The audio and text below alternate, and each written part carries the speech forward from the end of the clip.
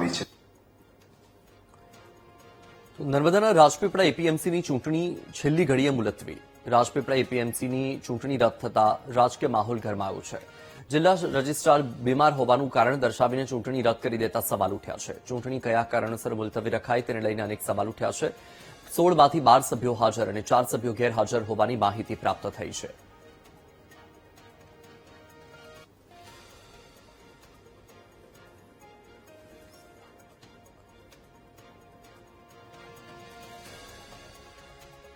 અમારે જે સરકારમાંથી એજન્ડા ફાળવવામાં આવ્યા હતા કે 10 તારીખે 12 વાગે એપીએમસીના નવા પ્રમુખની વરણી કરવાની હોય, તેના માટે અમે હાજર રહ્યા છીએ બધા તમામ સભ્ય દૂર દૂરથી આવીને, પરંતુ અમને જાણ કોઈ લિખિત કે કોઈ ખાલી મૌખિક પણથી જાણ કરવામાં આવેલ છે અને જાણવા મળેલું છે કે સમગ્ર ગુજરાતની અંદર તમામ આ એપીએમસીઓનું ઇલેક્શન થઈ રહ્યું છે, તો અમારી અપેક્ષા એવી હતી કે આજે અમારું ઇલેક્શન થઈ જવું જોઈતું હતું।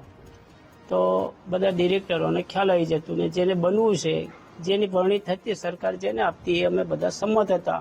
અમે કોઈ સરકારનો કે પાર્ટીનો વિરોધ કરવાના નહોતા। ચૂંટણી રાબેતા મુજબ કાર્યક્રમ ચાલુ જ હતો ચૂંટણીનો, પણ અનિવાર્ય સંજોગોના કારણે જિલ્લા રજિસ્ટ્રાર સાહેબે સૂચના આપી મંત્રી શ્રી હેમરાજભાઈને, અને હેમરાજભાઈ અમને બધાને ટેલિફોનિક જાણ કરી કે ભાઈ આપણી જે એપીએમસીના પ્રમુખશ્રીની ચૂંટણી હતી એ આપણા ચૂંટણી અધિકારી બીમાર થવાને કારણે બંધ રાખી।